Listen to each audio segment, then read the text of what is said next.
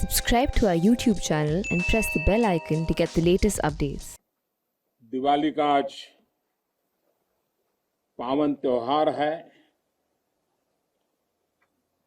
और हर किसी का मन करता है कि दिवाली अपने परिवार के लोगों के बीच में मनाए। मेरा भी मन करता है कि मैं दिवाली मेरे परिवारजनों के बीच में मनाऊं और इसीलिए हर दिवाली मैं मेरे परिवारजनों के बीच मनाने के लिए आता हूं, क्योंकि आप मेरे परिवारजन हैं, मैं आपका परिवार का साथी हूं। तो मैं यहां प्रधानमंत्री के रूप में नहीं आया हूं, मैं आपके परिवार के एक सदस्य के रूप में आया हूं। आप सभी के बीच आना, जो भाव अपने परिवार के बीच जाकर के होता है, वही भाव मेरे मन में होता है। और जब से मैं इस संवैधानिक जिम्मेवारी को संभाल रहा हूं, आज उसको 20 साल से भी अधिक समय हो गया। बहुत लंबे अरसे तक मुझे देशवासियों ने इस प्रकार की सेवा का मौका दिया। पहले गुजरात वालों ने दिया, अब देशवासियों ने दिया। लेकिन मैंने हर दिवाली सीमा पर तैनात आप मेरे परिवारजनों के बीच बिताई है। आज मैं फिर आपके बीच आया हूं, आपसे नई ऊर्जा लेकर के जाऊंगा, नया उमंग लेकर के जाऊंगा, नया विश्वास लेकर के जाऊंगा। लेकिन मैं अकेला नहीं आया हूं, मैं मेरे साथ 130 करोड़ देशवासियों के आशीर्वाद आपको लेकर के आया हूं। ढेर सारा आशीर्वाद लेकर के आया हूं आपके लिए। आज शाम को दिवाली पर एक दिया आपकी वीरता को, आपके शौर्य को, आपके पराक्रम को, आपके त्याग और तपस्या के नाम पर, और जो लोग देश की रक्षा में जुटे हुए हैं, ऐसे आप सबके लिए हिंदुस्तान का हर नागरिक वो दिए की ज्योत के साथ आपको अनेक अनेक शुभकामनाएं भी देता रहेगा। और आज तो मुझे पक्का विश्वास है कि आप घर पर बात करेंगे, हो सका तो फोटो भी भेज देंगे, और मुझे पक्का विश्वास आप कहेंगे हाँ यार इस बार तो दिवाली कुछ और थी, कहेंगे ना। देखिए आप रिलैक्स हो जाइए, आप कोई आपको देखते नहीं, आप चिंता मत कीजिए।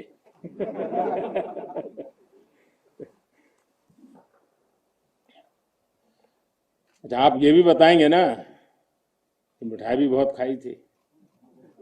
नहीं बताएंगे तो बोलो ना। साथियों, आज मेरे सामने देश के जो वीर हैं, देश की जो वीर बेटियां हैं, वो भारत मां की ऐसी सेवा कर रहे हैं जिसका सौभाग्य हर किसी को नहीं मिलता है। किसी किसी को ही मिलता है जो सौभाग्य आपको मिला है। मैं देख रहा हूं, मैं महसूस कर रहा हूं, आपके चेहरे के उन मजबूत भावों को मैं देख रहा हूं। आप संकल्पों से भरे हुए हैं, और यही आपके संकल्प, यही आपकी पराक्रम की पराकाष्ठा करने की भावनाएं, चाहे हिमालय हो, रेगिस्तान हो, बर्फीली चोटियां हो, गहरे पानी हो, कहीं पर भी आप लोग मां भारती का एक जीता जागता सुरक्षा कवच है। आपके सीने में वो जज्बा है, जो 130 करोड़ देशवासियों को भरोसा होता है वो चैन की नींद सो सकते हैं। आपके सामर्थ्य से देश में शांति और सुरक्षा एक निश्चिंतता होती है, एक विश्वास होता है। आपके पराक्रम की वजह से हमारे पर्वों में प्रकाश फैलता है, खुशियां भर जाती हैं, हमारे पर्वों में चार चांद लग जाते हैं। अभी दीपावली के बाद गोवर्धन पूजा, फिर भैया दूज और छठ पर्व भी बिल्कुल गिनती के दिनों में सामने आ रहा है। आपके साथ ही मैं सभी देशवासियों को नौशेरा की इस वीर वसुंधरा से इन सभी पर्वों के लिए देशवासियों को भी बहुत बहुत शुभकामनाएं देता हूं। देश के अन्य हिस्सों में बड़ी संख्या में लोग आज दिवाली का जब दूसरा दिन होता है तो नववर्ष की भी शुरुआत करते हैं, और हमारे यहाँ तो हिसाब किताब भी दिवाली से पूरा होता है और दिवाली के दूसरे दिन से शुरू होता है। खास करके गुजरात में कल नया साल होता है। तो मैं आज नौशेरा की इस वीर भूमि से गुजरात के लोगों को भी और जहां जहां नववर्ष मनाते हैं उन सबको भी अनेक अनेक मंगल कामनाएं उनके लिए देता हूं। साथियों, जब मैं यहां नौशेरा की पवित्र भूमि पर उतरा, यहां की मिट्टी का स्पर्श किया, तो एक अलग ही भावना, एक अलग ही रोमांच से मेरा मन भर गया। यहां का इतिहास भारतीय सेना की वीरता का जयघोष करता है। हर चोटी से वो जयघोष सुनाई देता है। यहां का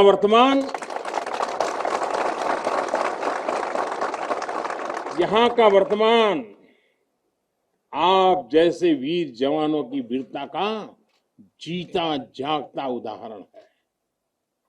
वीरता का जिंदा सबूत मेरे सामने मौजूद है। नौशेरा ने हर युद्ध का, हर छद्म का, हर षड्यंत्र का माकूल जवाब देकर कश्मीर और श्रीनगर के प्रहरी का काम किया है। आजादी के तुरंत बाद ही दुश्मनों ने इस पर नजर खड़ा करके रखी हुई थी। नौशेरा पर हमला हुआ, दुश्मनों ने ऊंचाई पर बैठकर इस पर कब्जा जमाने की कोशिश की, और अभी जो मुझे पूरा वृत्त वीडियो समेत सारी चीजें मुझे देखना समझने का मौका मिला, और मुझे खुशी है कि नौशेरा के जाबाजों के शौर्य के सामने सारी साजिशें धरी की धरी रह गई। दोस्तों, भारत माता की जय! भारत माता की जय! भारत माता की जय! भारतीय सेना की ताकत क्या होती है,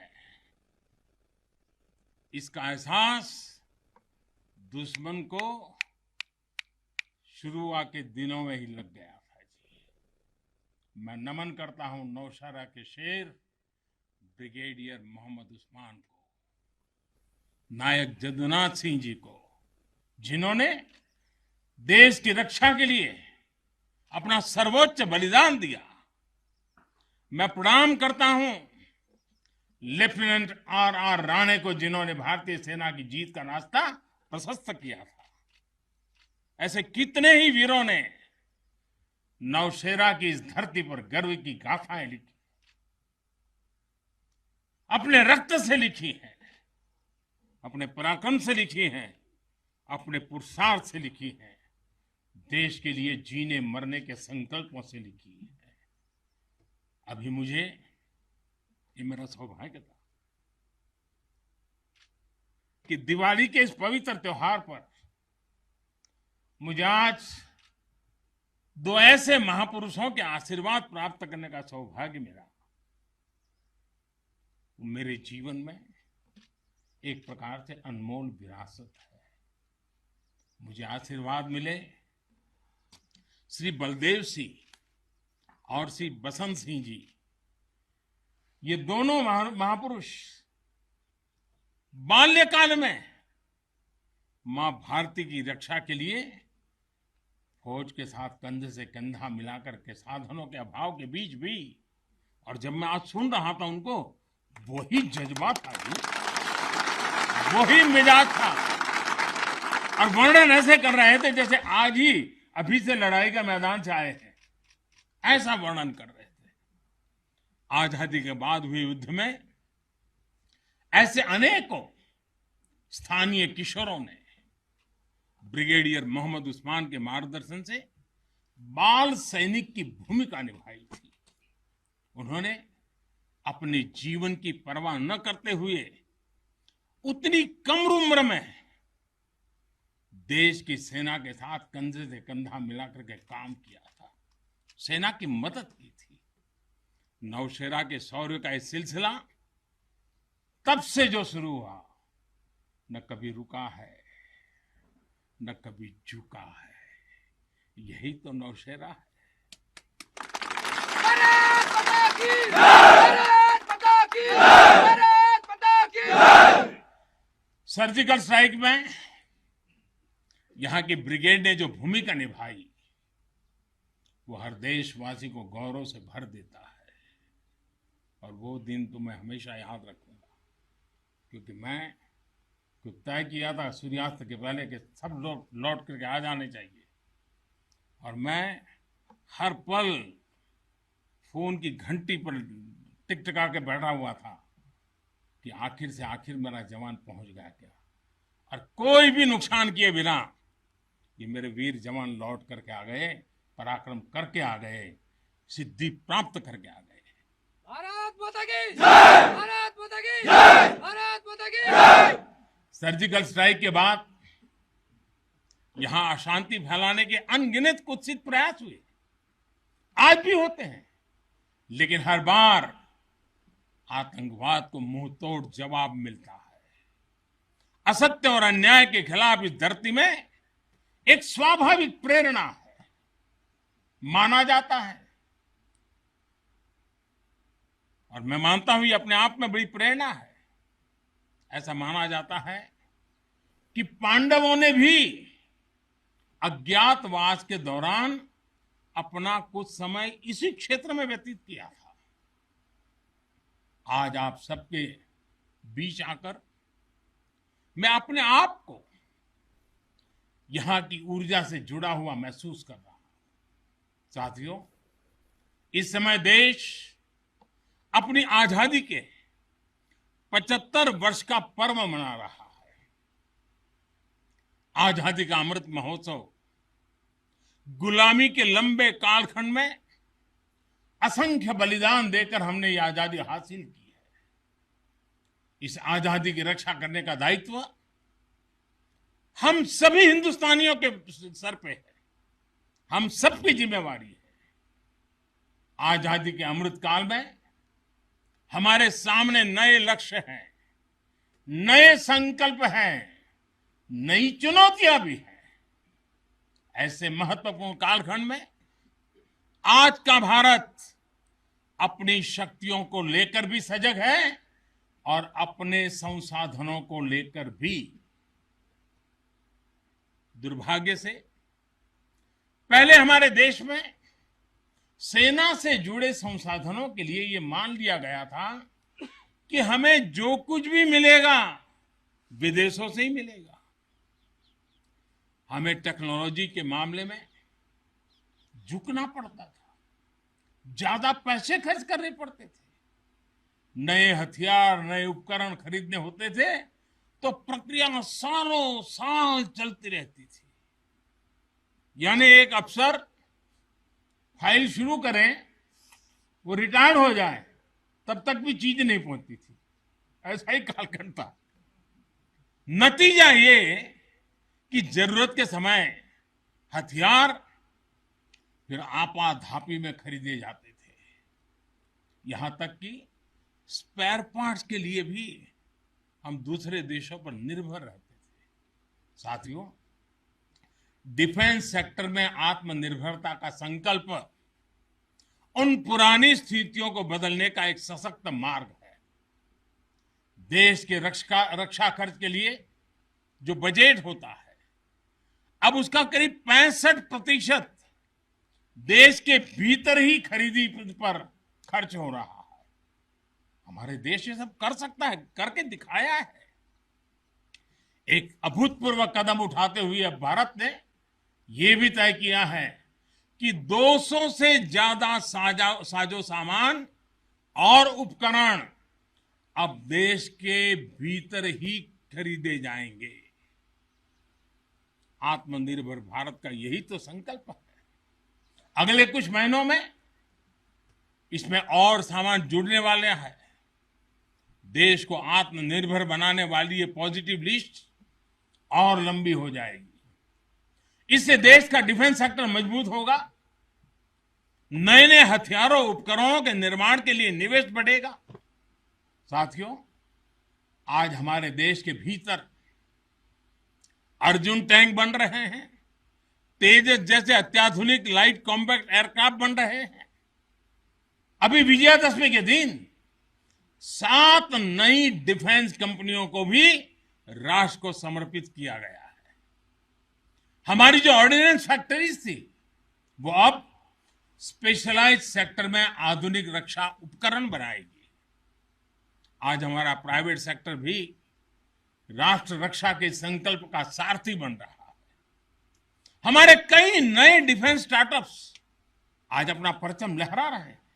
हमारे नौजवान 20, 22, 25 साल के नौजवान क्या क्या चीजें लेकर के आ रहे हैं, गर्व होता है। साथियों, उत्तर प्रदेश और तमिलनाडु में बन रहे डिफेंस कॉरिडोर इस स्पीड को और तेज करने वाले हैं। ये सारे कदम जो आज हम उठा रहे हैं, वो भारत के सामर्थ्य के साथ साथ डिफेंस एक्सपोर्टर के रूप में हमारी पहचान को भी सशक्त करने वाले हैं। साथियों, हमारे शास्त्रों में कहा गया है, को अति भारः समर्था नाम, यानी जो समर्थ होता है उसके लिए अति भार मायने नहीं रखता। वो सहज ही अपने संकल्पों को सिद्ध करता है। इसलिए आज हमें बदलती दुनिया, युद्ध के बदलते स्वरूप के अनुसार ही अपनी सैन्य शक्ति को भी बढ़ाना है, उसको नए ताकत के साथ ढालना भी है। हमें अपनी तैयारियों को दुनिया में हो रहे इस तेज परिवर्तन के अनुकूल ही ढालना ही होगा।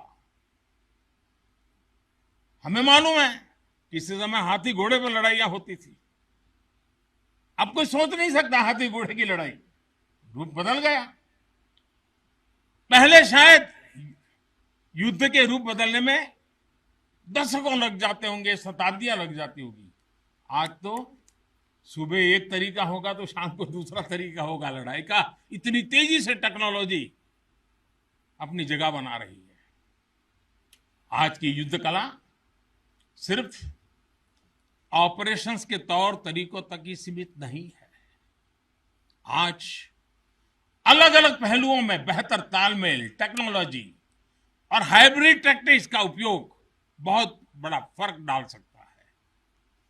संगठित नेतृत्व एक्शन में बेहतर समन्वय आज बहुत जरूरी है। इसलिए बीते समय से हर स्तर पर लगातार रिफॉर्म्स किए जा रहे हैं। चीफ ऑफ डिफेंस स्टाफ की नियुक्ति हो या डिपार्टमेंट ऑफ मिलिट्री अफेयर्स का गठन, ये हमारी सैन्य शक्ति को बदलते समय के साथ कदम ताल करने में अहम रोल निभा रहे हैं। साथियों, आधुनिक बॉर्डर इंफ्रास्ट्रक्चर भी हमारी सैन्य ताकत को और मजबूत करने वाला है। सीमावर्ती इलाकों की कनेक्टिविटी को लेकर पहले कैसे काम होता था, ये आज देश के लोग, आप सभी भली भांति जानते हैं। अब आज लद्दाख से लेकर के अरुणाचल प्रदेश तक, जैसलमेर से लेकर के अंडमान निकोबार द्वीप तक, हमारे बॉर्डर एरियाज में, हमारे समुद्री तट पर जहां सामान्य कनेक्टिविटी भी नहीं होती थी, वहां आधुनिक रोड, बड़े बड़े टनल्स, पूल और ऑप्टिकल फाइबर जैसे नेटवर्क बिछाए जा रहे हैं। इससे हमारी डिप्लॉयमेंट कैपेबिलिटी में तो भूतपूर्व सुधार हुआ ही है। सैनिकों को भी अब बहुत अधिक सुविधा हो रही है। साथियों, नारी शक्ति को नए और समर्थ भारत की शक्ति बनाने का गंभीर प्रयास बीते 7 सालों में हर सेक्टर में किया जा रहा है। देश की रक्षा के क्षेत्र में भी भारत की बेटियों की भागीदारी अब नई बुलंदी की तरफ बढ़ रही है।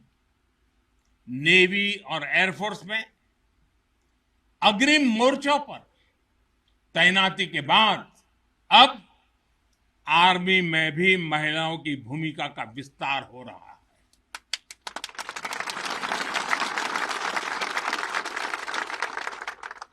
मिलिट्री पुलिस के द्वारा बेटियों के लिए खोलने के बाद अब महिला अफसरों को परमानेंट कमीशन देना इसी भागीदारी के विस्तार का ही हिस्सा है। अब बेटियों के लिए नेशनल डिफेंस एकेडमी, राष्ट्रीय मिलिट्री स्कूल और राष्ट्रीय इंडियन मिलिट्री कॉलेज जैसे देश के प्रीमियर मिलिट्री संस्थानों के दरवाजे खोले जा रहे हैं। इसी वर्ष 15 अगस्त को मैंने लाल किले से यह भी घोषणा की थी कि अब देश भर के सभी सैनिक स्कूलों में बेटियों को भी पढ़ाई का अवसर मिलेगा। इस पर भी तेजी से काम शुरू हो गया है। साथियों, मुझे आप जैसे देश के रक्षकों की वर्दी में केवल अथाह सामर्थ्य के ही दर्शन नहीं होते। मैं जब आपको देखता हूं तो मुझे दर्शन होते हैं अटल सेवा भाव के, अडिग संकल्प शक्ति के और अतुलनीय संवेदनशीलता के। इसलिए भारत की सेना दुनिया की किसी भी दूसरी सेना से अलग है। उसकी एक अलग पहचान है।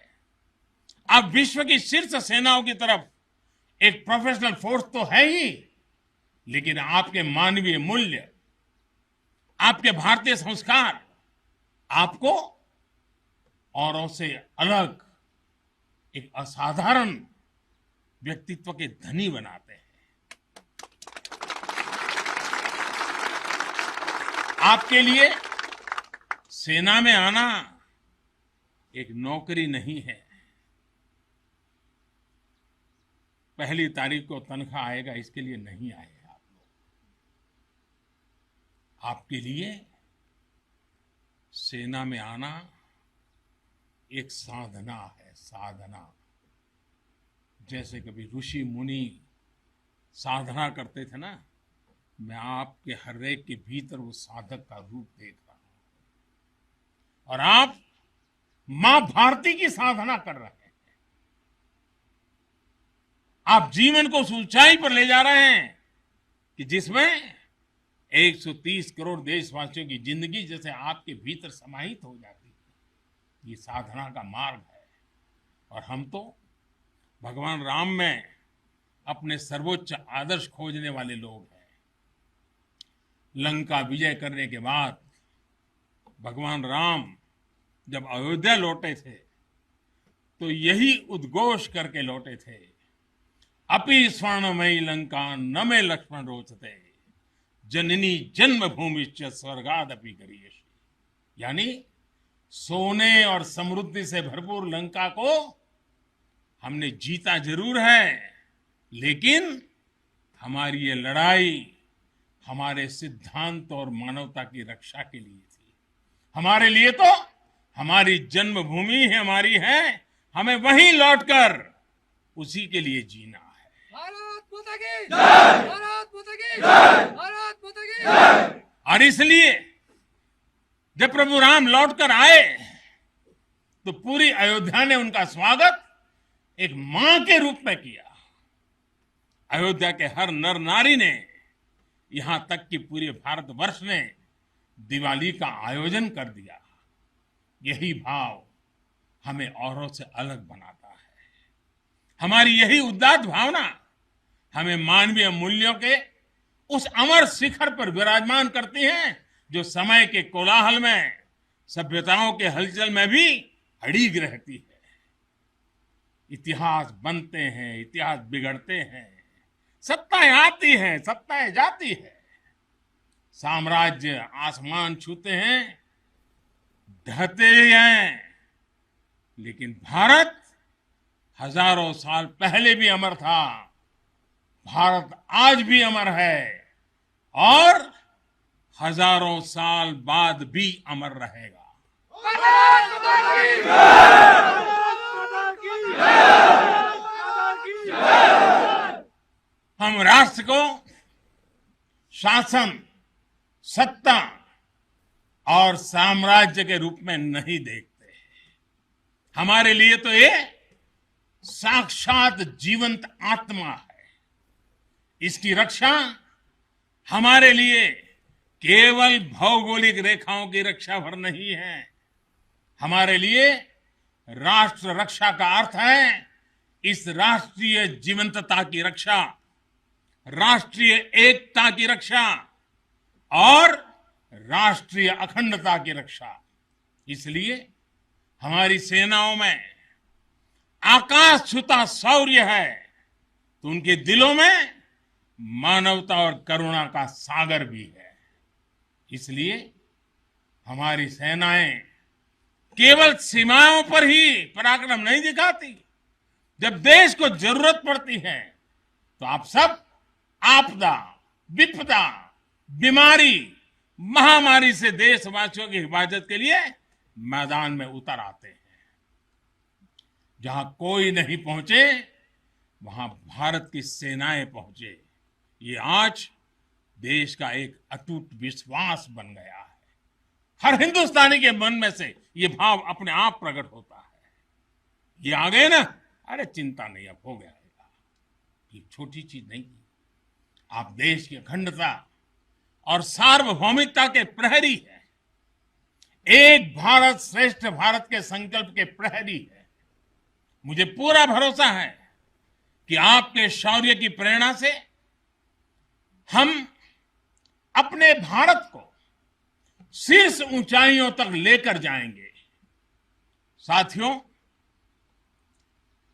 दीपावली की आपको भी शुभकामना है, आपके परिवारजनों को शुभकामना है और आप जैसे वीर बेटे बेटियों को जन्म देने वाली उन माताओं को भी मेरे प्रणाम है। भारत माता की जय, भारत माता की जय, भारत माता की जय। मैं फिर एक बार आप सबको दीपावली की अनेक अनेक शुभकामनाएं देता हूं। मेरे साथ पूरी ताकत से बोलिए, भारत माता की जय, भारत माता की जय, भारत